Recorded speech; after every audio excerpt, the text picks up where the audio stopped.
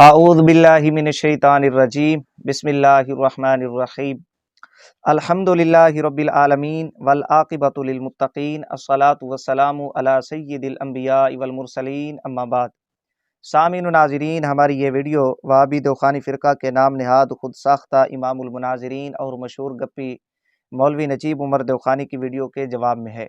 سامعین و ناظرین، وہابی نجیب دوخانی صاحب نے ایک ویڈیو بنائی جو 2 گھنٹے 28 منٹ پر مشتمل ہے۔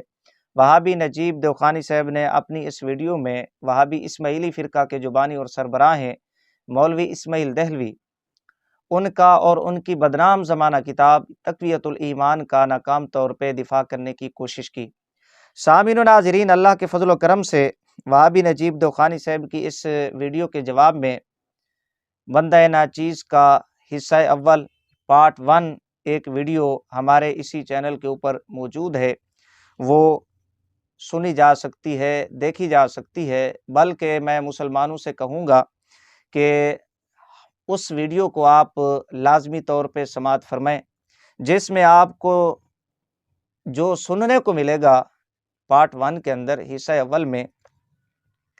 مولوی اسماعیل دہلوی اور جو اسماعیل دہلوی کا پیر تھا رائے احمد بریلی، ان دونوں کی مختصراً سوانح حیات۔ دوسرے نمبر پہ مولوی اسماعیل دہلوی اور اسماعیل دہلوی کا جو پیر تھا رائے احمد بریلی، ان دونوں کی انگریز نوازی۔ یہ دونوں انگریز کے پکے ایجنٹ تھے۔ رائے احمد بریلی چونکہ پڑھنا لکھنا جانتا نہیں تھا، انگریز نے اس کے ذمے جو مشن لگایا وہ یہ تھا کہ جو مسلمانوں کے طاقتور لوگ ہیں، نواب ہیں، سردار ہیں، انہیں کمزور کر کے، ان کی جڑوں کو کھوکھلا کر کے، ان کے ہاتھ پیر باندھ کر انگریز کے آگے پھینک دیا جائے، اور رائے احمد بریلی نے یہ کام بخوبی سر انجام دیا۔ جبکہ مولوی اسماعیل دہلوی یہ پڑھنا لکھنا جانتا تھا اور مشہور خانوادہ سے تعلق رکھتا تھا، حضرت شاہ ولی اللہ محدث دہلوی رحمۃ اللہ تعالی علیہ کا یہ پوتا تھا، تو انگریز کے ہتھے چڑھا۔ انگریز نے جو اس کے ذمے مشن جو کام لگایا وہ یہ تھا کہ تم کتابیں لکھو، اور وہ کتابیں اس انداز میں لکھو کہ توحید کا سہارا لے کر، توحید کی آڑ لے کر انبیاء علیہ السلام کی شان میں گستاخیاں کرو، مسلمانوں پہ کفر اور شرک کے فتوے لگاؤ۔ یہی کام باقاعدہ اس نے تقویۃ الایمان کے اندر کیا، نام توحید کا استعمال کیا، توحید کا نام استعمال کر کے انبیاء علیہ السلام کی شان میں گستاخیاں کی، رسول اکرم صلی اللہ علیہ وآلہ وسلم کی شان میں گستاخیاں کی، یعنی انبیاء علیہ السلام اور نبی علیہ السلام کی شان اور رب تعالیٰ کی شان کا تقابل کر کے، اور پھر صحابہ کرام اور امت مسلمہ پہ کفر اور شرک کے فتووں کی بچھاڑ کی۔ اور اسماعیل دہلوی جب واز کہتا، تقریر کیا کرتا، تو اس تقریر کے اندر امت مسلمہ پہ کفر اور شرک کے فتوے لگاتا۔ یوں مولوی اسماعیل دہلوی نے انگریز کے مشن کو، منصوبے کو پورا کیا۔ یہ آپ کو حصہ اول پارٹ 1 میں سننے کو ملے گا۔ اسی طرح مولوی اسماعیل دہلوی نے کس طرح شاہ ولی اللہ دہلوی رحمۃ اللہ تعالی علیہ اور جو صاحبزادگان تھے، حضرت شاہ عبدالعزیز صاحب دہلوی رحمہ اللہ، شاہ عبد القادر صاحب دہلوی، شاہ رفیع الدین صاحب، شاہ عبد الغنی صاحب، ان حضرات کے مسلک کے خلاف کس طرح کام کیا، کیسے مولوی اسماعیل دہلوی نے ان حضرات کے مسلک سے انحراف کیا، یہ بھی آپ کو حصہ اول میں سننے کو ملے گا۔ یہ 3 چیزیں ہو گئیں۔ جو چوتھا پہلو ہے مولوی اسماعیل دہلوی کی حیات کا، جو آپ کو حصہ اول پارٹ 1 میں سننے کو ملے گا، وہ یہ ہے کہ جو شاہ ولی اللہ دہلوی رحمۃ اللہ تعالی علیہ کا خانوادہ ہے، جو ان کے صاحبزادگان تھے، جو ان کے شاگردہ حضرات ہیں، انہوں نے کس طرح مولوی اسماعیل دہلوی اور اسماعیل دہلوی کی جو بدنام زمانہ کتاب ہے تقویۃ الایمان، اس کا رد کیا۔ چونکہ نجیب دوخانی صاحب نے یہ بھی بھڑک ماری تھی کہ جی تقویۃ الایمان سے مشرک جلتے ہیں، جن کے دلوں میں شرک کا مرض ہے وہ جلتے ہیں، وہ خلاف ہو گئے تقویۃ الایمان کے۔ بندہ ناچیز نے اللہ کے فضل و کرم سے یہ بیان کیا ہے کہ شاہ عبدالعزیز صاحب، شاہ عبدالقادر صاحب، شاہ رفیع الدین صاحب، ان حضرات کے جو شاگرد حضرات ہیں انہوں نے کس طرح اسماعیل دہلوی کا رد کیا اور تقویت الایمان کا رد کیا، یہ بھی آپ کو حصہ اول میں سننے کو ملے گا۔ نمبر 5، تقویت الایمان نامی کتاب سے وہابی دیوخانی فرقہ نے کس طرح بغاوت کی۔ وہابی دیوخانی فرقہ جس کا دفاع نجیب دیوخانی صاحب کر رہے ہیں، یہ جو تقویت الایمان نامی کتاب ہے، کیسے وہابی دیوخانی فرقہ کے مولویوں نے اس کتاب سے لا تعلقی کا اظہار کیا اور اس کتاب کو ماننے سے انکار کیا اور اس کتاب سے خوش نہیں ہے، یہ بھی آپ کو حصہ اول میں سننے کو ملے گا۔ سامعین و ناظرین، اسی طرح حصہ اول کے اندر یہ بھی آپ کو سننے کو ملے گا کہ یہ کتاب انگریز نے کیوں لکھوائی، یہ بھی آپ کو حصہ اول میں سننے کو ملے گا حوالہ جات کی روشنی میں۔ تو یہ جو حصہ دوم ہے ہمارا، پارٹ 2 جس کو آپ کہہ سکتے ہیں، اس کے اندر ہم آپ کو بتائیں گے کہ تقویت الایمان نامی کتاب میں مولوی اسماعیل دہلوی نے کس طرح امت مسلمہ پہ مظالم ڈھائے، کفر و شرک کے فتووں کی بچھاڑ کی۔ نجیب دیوخانی صاحب کہہ رہے تھے کہ جی کس جگہ پہ کافر کا، کس جگہ پہ مشرک کا، امت مسلمہ کے جو معمولات تھے، اکابرین کے معمولات تھے، مولوی اسماعیل دہلوی نے انہیں تقویت الایمان نامی کتاب میں کفریہ شرکیہ قرار دیا۔ میرا دل تو بہت کر رہا ہے کہ میں صحابہ کرام رضوان اللہ علیہم اجمعین اور تابعین اور اولیاء کرام رحمہم اللہ علیہم اجمعین کے معمولات، ان کے اقوال کو بیان کر کے تقویت الایمان نامی کتاب کے جو فتاوی جات ہیں ان کی کسوٹی پہ رکھوں اور پھر یہ بتلاؤں کہ صحابہ کرام، تابعین، اولیاء کرام رحمہم اللہ علیہم اجمعین کے جو معمولات ہیں وہ کس طرح تقویت الایمان کے جو فتاوی جات ہیں ان کی زد میں آ کر کفریہ شرکیہ قرار پاتے ہیں اور ان کا ارتکاب کر کے پھر یہ ہستیاں، یہ مقدس نفوس کیسے کافر اور مشرک قرار پاتے ہیں۔ لیکن وقت کی قلت کے پیش نظر چند مثالیں میں وہابی دیوخانی فرقہ کی کتب سے پیش کرتا ہوں۔ یعنی ایک طرف تقویت الایمان کے جو فتاوی جات ہیں وہ، دوسری طرف خود وہابی دیوخانی فرقہ کے جو اکابرین ہیں ان کے معمولات، ان کے عقائد، ان کے نظریات، اور پھر میں آپ کو بتاؤں گا کہ کیسے وہابی دیوخانی فرقہ کے جو معمولات ہیں، ان کے عقائد و نظریات ہیں، وہ تقویت الایمان نامی کتاب کے فتاوی جات کی زد میں آ کر کفریہ شرکیہ قرار پاتے ہیں۔ تو جو مولوی اسماعیل دہلوی کو ماننے والے ہیں، جو اس کا دفاع کرنے والے ہیں، جن کو بہت زیادہ کیڑا تنگ کرتا ہے اسماعیل دہلوی اور تقویت الایمان نامی کتاب کا دفاع کرنے کے لیے، جب وہ تقویت الایمان نامی کتاب کے فتاوی جات سے محفوظ نہیں ہے، وہ نہیں بچ سکتے، وہ کافر اور مشرک قرار پاتے ہیں، تو آپ اندازہ لگا لیں گے کہ امت مسلمہ کہاں محفوظ رہے گی، وہ کیسے بچے گی مولوی اسماعیل دہلوی کے مظالم سے۔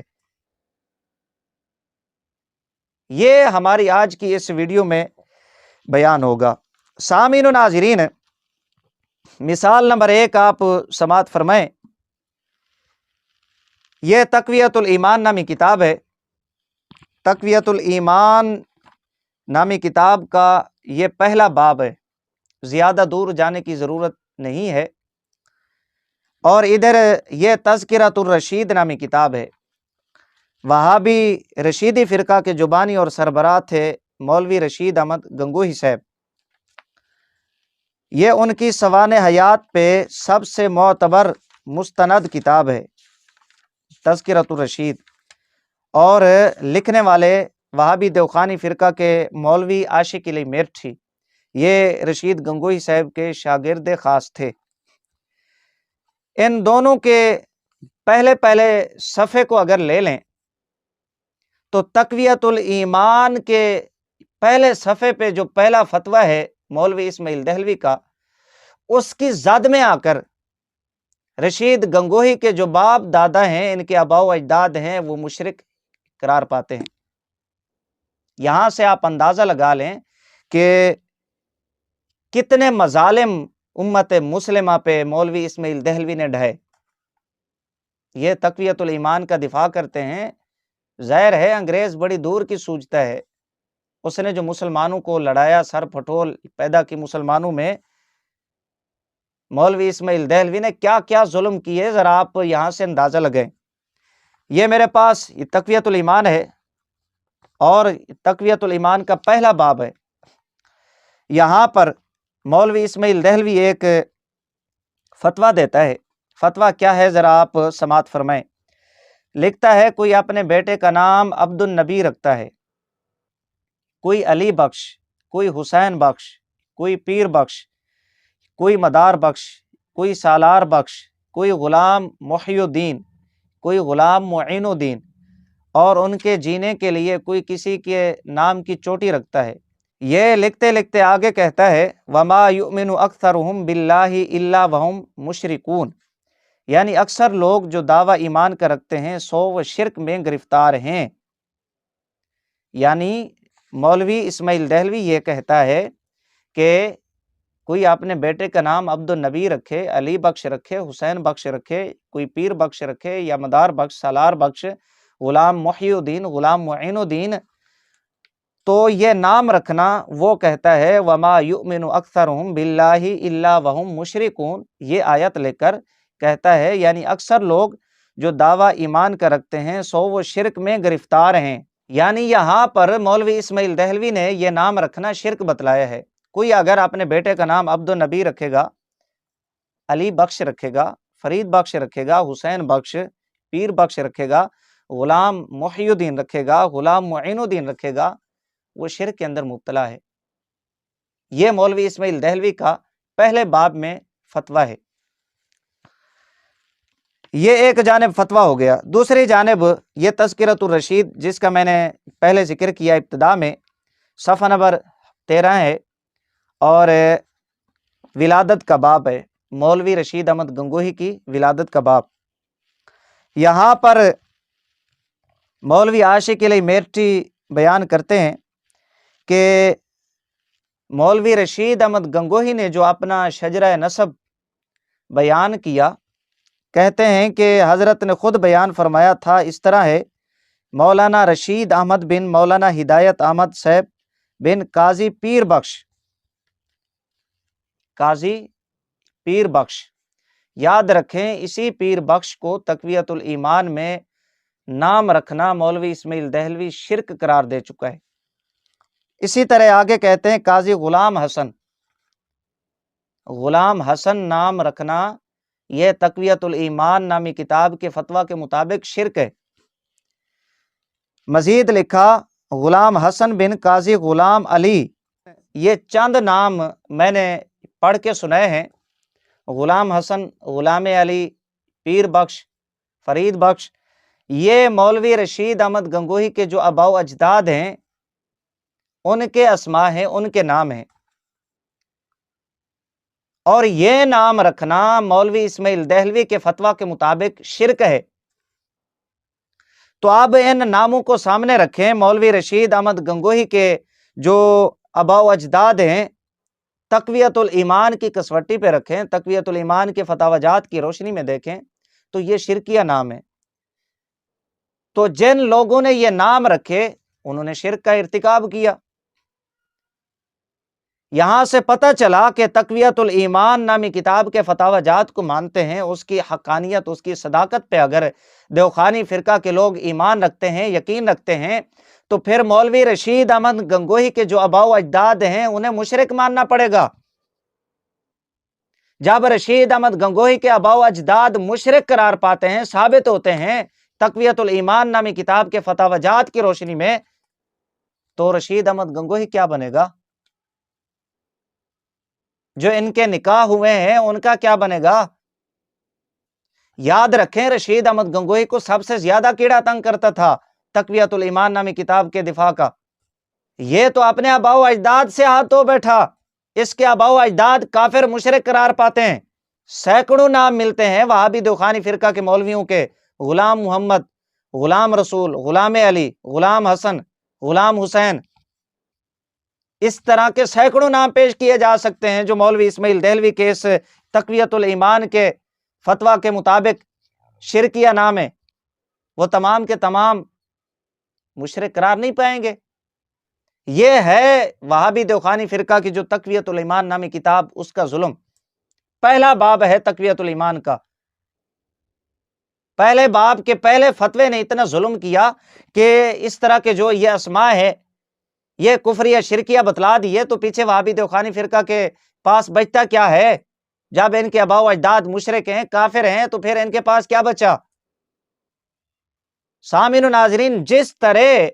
وہابی دوخانی فرقہ کے آباء و اجداد اس فتویٰ کی بھیڑ چڑھ کر کافر اور مشرک قرار پاتے ہیں، تو آپ یہاں سے اندازہ لگائیں کہ امت مسلمہ کس طرح محفوظ رہے گی۔ یہ پہلی مثال میں نے پیش کی ہے تقویت الایمان اور تذکرۃ الرشید سے۔ سامعین و ناظرین، دوسری مثال، ایک طرف تقویت الایمان، دوسری طرف مہند، جو ان کے عقائد و نظریات کی سب سے معتبر مستند کتاب مانی جاتی ہے، جس کو یہ اپنے اکابرین کی متفقہ تاریخی دستاویز قرار دیتے ہیں، عوام کو گمراہ کرنے کے لیے دھوکہ دیتے ہیں کہ جی یہ دیکھیں یہ ہمارے عقائد و نظریات ہیں، ہمارے عقیدے یہ بیان کیے گئے۔ ایک طرف مہند کو رکھیں، دوسری طرف تقویت الایمان کو رکھیں، وہابی دوخانی فرقہ کے پاس یا مہند بچتی ہے یا تقویت الایمان بچتی ہے۔ تقویت الایمان پہ اگر ایمان رکھتے ہیں تو مہند ان کے ہاتھ سے جاتی ہے، مہند کو مانتے ہیں تو تقویت الایمان کو چھوڑنا پڑے گا۔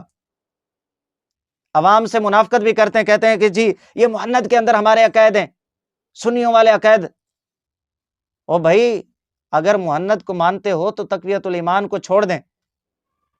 کیوں منافقت کرتے ہیں آپ، لوگوں کو گمراہ کرتے ہیں؟ یہ میرے پاس یہی تقویت الایمان ہے، یہاں پر لکھا ہوا ہے، مولوی اسماعیل دہلوی صاحب لکھتے ہیں، تیسری بات یہ کہ بعض کام تعظیم کے اللہ نے اپنے لیے خاص کیے ہیں، ان کو عبادت کہتے ہیں، جیسے سجدہ اور رکوع اور ہاتھ باندھ کر کھڑے ہونا۔ بعض کام اللہ نے اپنی عبادت کے لیے، اپنی تعظیم کے لیے خاص کیے ہیں۔ مثالیں دے رہا ہے اسماعیل دہلوی کہ جیسے سجدہ اور رکوع اور ہاتھ باندھ کر کھڑے ہونا، اس پر غلاف ڈالنا اور اس کی چوکھٹ کے آگے کھڑے ہو کر دعا مانگنی اور التجا کرنی اور دین و دنیا کی مرادیں مانگنی۔ یہ اسماعیل دہلوی اب لکھ رہا ہے، یہ سب کام اللہ نے اپنی عبادت کے لیے اپنے بندوں کو بتائے ہیں۔ پھر جو کوئی کسی پیر و پیغمبر، نجیب دوخانی صاحب بار بار کہتے ہیں کہ جی کسی پیغمبر کا نام نہیں لیا، کسی رسول کا نام نہیں لیا، نبی کا نام نہیں لیا، مطلقاً بات کی ہے۔ یہاں پر کہہ رہا ہے کسی پیر و پیغمبر کو یا بھوت پری کو یا کسی کی سچی قبر کو یا جھوٹی قبر کو۔ یہ جملے بھی قابل توجہ ہیں، کسی کی سچی قبر کو یا کسی کی جھوٹی قبر کو۔ یہ لکھنے کے بعد آگے کہتا ہے اسی قسم کی باتیں کرے سو اس سے شرک ثابت ہوتا ہے۔ یہ کام جتنے میں نے پڑھ کے آپ کو سنائے ہیں وہ کون سے؟ کہ ہاتھ باندھ کر کھڑے ہونا، غلاف ڈالنا، یا اس کی چوکھٹ کے آگے کھڑے ہو کر دعا مانگنی، التجا کرنی، دین و دنیا کی مرادیں مانگنی، یہ سب کام اللہ نے اپنی عبادت کے لیے اپنے بندوں کو بتائے ہیں۔ پھر جو کوئی کسی پیر و پیغمبر،